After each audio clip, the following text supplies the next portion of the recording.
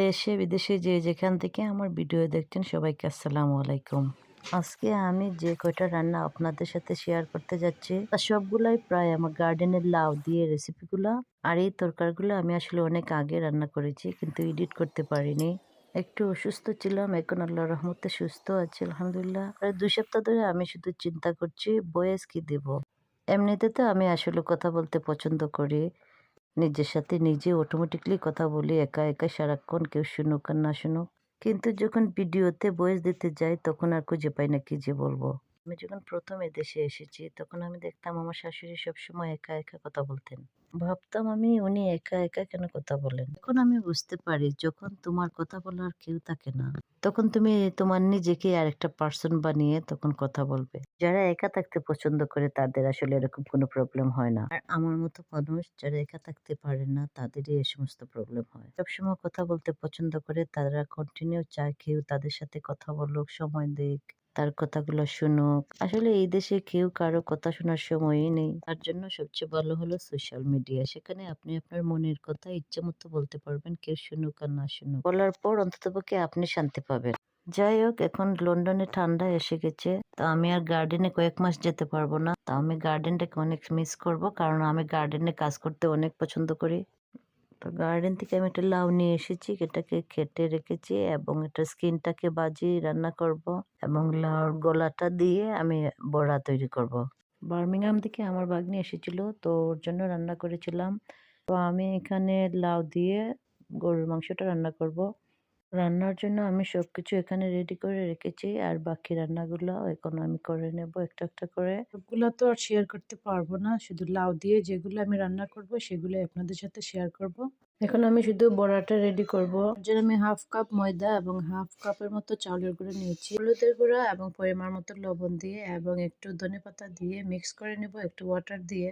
আর পেস্টটা যখন তৈরি করব তখন একদম পাতলাও করব না এবং একদম ঘনও করব না। আমি রাখবো, তারপর একটু বেশি পরিমাণে তেল দিয়ে ফ্রাই করে নেব। লাউর যে কোনো পার্ট নিয়ে বড়া তৈরি করা যায়, তবে গলাটা নিলে একটু সুবিধা হয় কারণ এখানে বিচি থাকে না। একদম পাতলা পাতলা পিস করে নিতে হয়। লাউ এমন একটা জিনিস যা কিছুই ফেলে দেওয়া হয় না, সবকিছুই খাওয়া যায়। আমার একটা আলজেরিয়ান ফ্রেন্ড আছে, তাকে প্রায় বাঙালি সব খাবারই আমি শিখিয়ে ফেলি। শুটকিটা খেতে পারে না আর বেশি জাল খেতে পারে না। শাশুড়ি থাকতে আমি গাছের লাউ দিয়ে প্রায় সময় এই বড়াটা তৈরি করতাম। দিন লাউ থাকতো ততদিন এই বড়াটা বানাতাম। আমার ফ্রেন্ডটা যখন ফার্স্ট এই বড়াটা খেয়েছে তার অনেক ভালো লেগেছে। সে ময়দাটা খেতে পারেনি, আমি চালের গুঁড়ো এবং বেসন দিয়ে তার জন্য তৈরি করেছি। মাসে যেরকম আলুর বড়া তৈরি করা হয় সেম একই ভাবে সেই লাউয়ের বড়াটাও তৈরি করা হয়। চাইলে একদম ডুবো তেলেও ফ্রাই করা যায় অথবা একটু বেশি পরিমাণে তেল দিয়েও ফ্রাই করা যায়। আমি লাউর চুলাটা ভাজি করব, তার জন্য আমি 2 টেবিল স্পুনের মতো অয়েল দিয়ে একটু পাঁচফোড়ন একটু ভেজে নিলাম তেলের মধ্যে। তারপর বড় 2টা অনিয়ন দিলাম আর কয়েকটা কাঁচামরিচ দিয়ে 2 টিস্পুনের মতো লবণ দিলাম। 1 টিস্পুন হলুদ এবং 1 টিস্পুন মিক্স কারি পাউডার দিয়ে একটু নাড়াচাড়া করে অনিয়নটাকে তারপর চুলাটা দিয়ে দিলাম। লাল চুলাটা দেওয়ার পর 10 থেকে 15 মিনিটের মতো ঢেকে দিয়ে হাফ সিদ্ধ হয়ে গেলে তারপর একটা বড় আলু দিয়ে দিব। আলুটা দিয়ে আরো 10-15 মিনিটের মতো আমি ঢেকে দেব। তারপর সিদ্ধ হয়ে গেলে একটু ধনেপাতা দিয়ে নামিয়ে নেব। আর চুলাতে আলু দিলে একটু বেশি ভালো লাগে, তাই আমি একটু বেশি পরিমাণে আলু দিই। দেখলেন তো, লাউর আসলে কোনো কিছুই ফেলে দিতে হয় না। তাহলে চলেন এখন লাউটা রান্না করি। লাউকে নিয়ে এতক্ষণ কথা বলতে বলতে এখন দেখি লাউটা কিভাবে রান্না করা যায়। লাউটাকে আমি গরুর মাংস দিয়ে রান্না করব, তাতে সিনায়েড আছে। 3 থেকে 4 টেবিল চামচের মতো তেল দিয়েছি। 1 টেবিল চামচের মতো আদা রসুন বাটা দিলাম। আর 5 টুকরো দারচিনি এবং 4-5 টুকরো তেজপাতা দিলাম। আমি গরম মশলা বলতে আর তেমন কিছুই দিইনি। 2টা বড় পেঁয়াজ দিয়ে 2 টিস্পুনের মতো লবণ দিলাম। আর আমি প্রথমে সিনার হাড়গুলোকে 15-20 মিনিট আগে দিলাম। 15-20 মিনিট পর আমি মাংসটা দিয়ে 1 থেকে 1.5 ঘন্টার মতো আমি কাভার করে সিদ্ধ করে নেব। তারপরে আমি মশলাটা দেব। হাফ টিস্পুনের চেয়ে কম গরম মশলা, হাফ টিস্পুন জিরার গুঁড়া, 1 টিস্পুন হলুদের গুঁড়া, 1 টিস্পুন ধনের গুঁড়া এবং হাফ টিস্পুন চিলি পাউডার এবং half teaspoon Kashmiri chilli powder দিয়ে আমি মাংসটাকে 15-20 মিনিটের মতো ভুনে নেব। ভালো করে ভুনে নেওয়ার পর তারপরে আমি লাউটা অ্যাড করব আস্তে আস্তে। যেহেতু লাউটা অনেক বেশি তাই আমি আস্তে আস্তে সময় নিয়ে লাউটাকে ভুনবো আর একটু একটু করে কাভার করে দেব। আস্তে আস্তে যখন লাউটা কুক হবে তখন নিচে নেমে যাবে। আমি কোনো এক্সট্রা ওয়াটার এখানে অ্যাড করব না। লাউর মধ্যে যে ওয়াটার আছে সেটাই বের হয়ে আসবে এবং একদম লো হিটে আমি বসিয়ে রাখবো আরও 15-20 মিনিটের জন্য। আর লাউটা যখন আমার সিদ্ধ হয়ে আসবে তখন আমি ধনেপাতা দিয়ে নামিয়ে নেব। তো আলহামদুলিল্লাহ এখন আমার লাউটা রেডি হয়ে গেছে। তরকারিটা কিন্তু দারুণ হয়েছে মাশাআল্লাহ। গার্ডেনের ফ্রেশ লাউ দিয়ে, গরুর সিনা দিয়ে আমার কাছে কিন্তু অসাধারণ লাগে। এই লাউ দিয়ে যে কোনো কিছু রান্না করলে অনেক টেস্টি হয়। নিজে যখন কোনো কিছু যত্ন করে বড় করবে তখন এটা দেখে আপনার মন ভরে যাবে। গার্ডেন হচ্ছে তেমন একটা সন্তানের মতো, যত যত্ন করবে তত ফল পাবে। কষ্ট করার পর যখন ফল দেখবেন তখন আপনার সব কষ্ট ভুলে যাবে। আসলে ধৈর্য ধরে কষ্ট করলে তার সুন্দর রেজাল্ট একদিন আপনার সামনে নিশ্চিত হাজির হয়। তবে আমাদের প্রবলেম হলো ধৈর্য ধারণ করা। উপদেশ দেয়া সহজ কিন্তু আসলে পালন করা কঠিন। আমরা সবাই সবাইকে উপদেশ দিতে পারি, আসলে নিজে কতটুকু পালন করতে পারি। তো আল্লাহ আমাদের সবাইকে ধৈর্য ধারণ করার তৌফিক দান করুন। তো এখন আমি চিংড়ি মাছটা রান্না করব।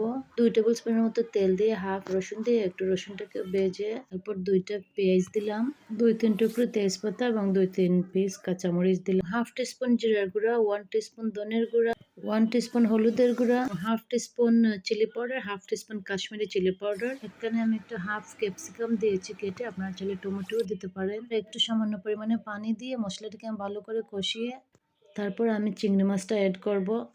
মশলাটাকে ভালো করে কষিয়ে নিতে হবে, কারণ চিংড়ি মাছটা দেওয়ার পর আর বেশিক্ষণ মশলাটা কষাতে হবে না, কারণ চিংড়ি মাছটা বেশিক্ষণ রান্না করলে শক্ত হয়ে যায়। চিংড়ি মাছ দিয়ে আমি মিডিয়াম হিটে 3-4 মিনিটের মধ্যে ঢেকে দিলাম।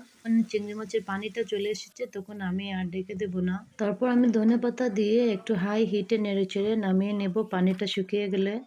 আমার শাশুড়ি আম্মা থাকতে যখনই ঘরে মেহমান আসতেন তখনই উনি এই ডিশটা রান্না করতেন। কোনো মেহমান আসলে উনি এই চিংড়ি মাছটা রান্না করতেন, কখনো বাঁধাকপির সাথে, কখনো টমেটোর সাথে, কখনো পেপার দিয়ে। তো ওনার কাছ থেকে আমার এই ডিশটা রান্না শেখা। উনি আসলে নিজেই চিংড়ি মাছটা অনেক বেশি পছন্দ করতেন, কিন্তু পরে আর কোলেস্টেরলের জন্য বেশি খেতেন না। শ্বশুর শাশুড়ি থাকতে আসলে অনেক কিছু রান্না করতাম কিন্তু ভিডিও করতে পারতাম না। আর এখন আমি ভিডিও বানাচ্ছি কিন্তু এত কিছু রান্না করা হয় না। কেউ একজন পৃথিবী থেকে চলে গেলে কারো জন্য আসলে কোনো কিছু থেমে থাকে না, এটা সত্য, কিন্তু তার কারণে অনেক কিছু বদলে যায়। পরিবেশ, পরিস্থিতি, মানুষের মানসিকতা সব যেন নিমিষে পরিবর্তন হয়ে যায়। আমার শ্বশুর শাশুড়ি চলে গেছেন, পৃথিবী আগের মতোই আছে, কিন্তু অনেক পরিচিত মুখগুলা যেন অপরিচিত হয়ে গেছে। সেই অপরিচিত মুখগুলার মাঝে আজকাল যেন আপনজন আর খুঁজেই পাওয়া যায় না। আসলে যে হারিয়ে যেতে চায় তাকে কখনো ধরে রাখা যায় না। আর যে আপনাকে ভালোবেসে আপনার পাশে থাকতে চায় সে হাজারো ভিড়ের মধ্যে আপনাকে ঠিকই সে খুঁজে বের করবে। যাই হোক, আমি এখন যে লাউটা রান্না করছি এটা আসলে নর্মালি কেউ কেউ মুড়িঘন্ট বলে থাকেন। মাছের মাথা দিয়ে লাউ রান্না করা।